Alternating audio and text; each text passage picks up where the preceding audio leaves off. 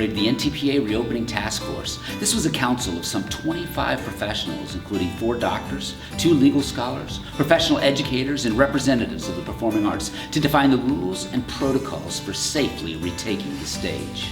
It is my honor to introduce Dr. Jennifer Duewall, who's been a member of the task force since the very beginning. I'm really happy and honored to be involved because as we're working through this difficult time, I am thankful that my opinion as a medical professional has been asked and that I'm allowed to give my input and be a part of the task force making a recommendation to the governing board of directors. We have had the goal from the beginning to be the leaders in the theater realm of how to approach this in the safest manner. So we want to be the ones that set the standard. We have been meeting weekly to discuss and review the current data regarding spread of SARS-CoV-2 or COVID-19, beginning actually with our mission and vision of NTPA and why are we there. And this is for our kids. We have been methodically going through whatever data is available, which sometimes that data can be an overwhelming amount and it is ever changing, so it's a challenge to really stay up on everything that's coming your way. And then we have individual teams that have been working on their assigned element during the week. So we have team reports, and the medical team is the team that I'm a part of to make recommendations of how to move forward. So it's been very methodical. It's been a lot of hours of work by the entire team, but really we're coming together as a team to really produce basically a guideline that will keep our theater the safest that it can possibly be.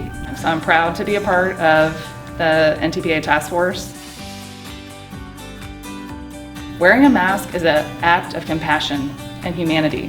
When you put on your mask, if you have SARS-CoV-2, which is the virus that causes COVID-19, and you don't know it, you can be spreading the virus when you're out and about. And so by putting on that mask, you show compassion for our entire NTPA family. You're spaced, you have social distancing, and you're wearing a mask, and you have frequent hand washing.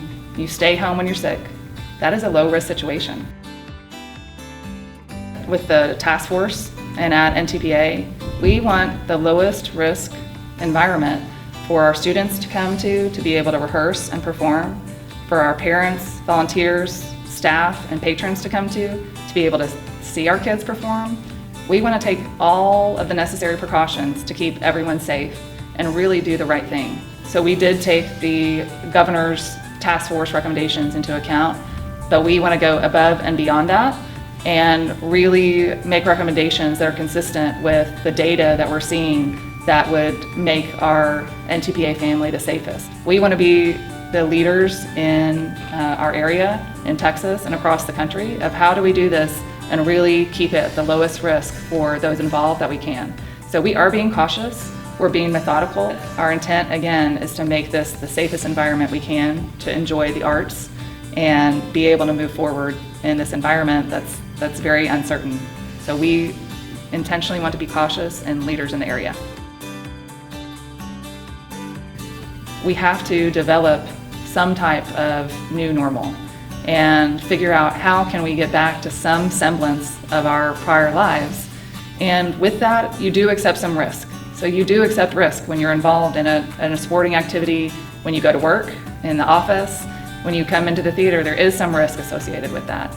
But our goal is to make that risk the lowest possible with the protocols we have in place. We need to provide this for our kids. You know, I know that people watching this have kids that are at home and they are struggling. Their anxiety is worse, they may be depressed. Isolation worsens anxiety and depression, and coming to the theater for a lot of those kids, it's an anxiety reliever. Socialization, which our kids need, is important. Even though it looks different, having that group, that family that we have here around, it reduces a lot of stress and anxiety on our kiddos.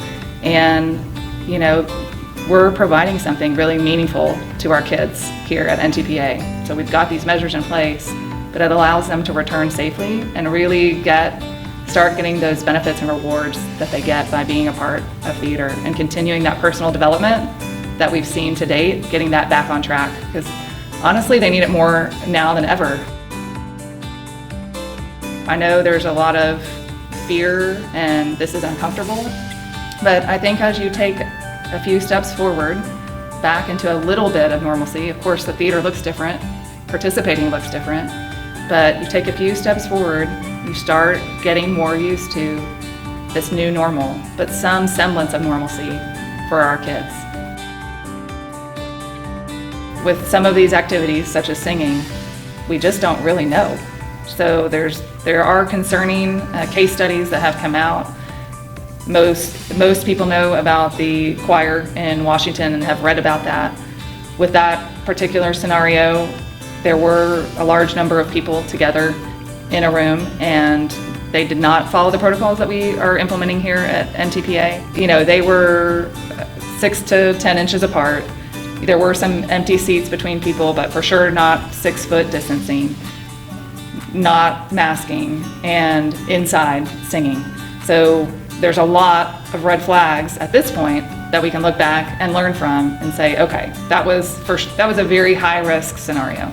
So here at NTPA, you know, obviously we are implementing health screenings when you come into the theater, so you get your temperature checked, frequent hand washing, hand sanitizing stations, cleaning protocols, masking, distancing, really everything that we've seen from recommendations from organizations like the CDC of how to reduce your risk of spreading or acquiring SARS-CoV-2. So we have those protocols in place.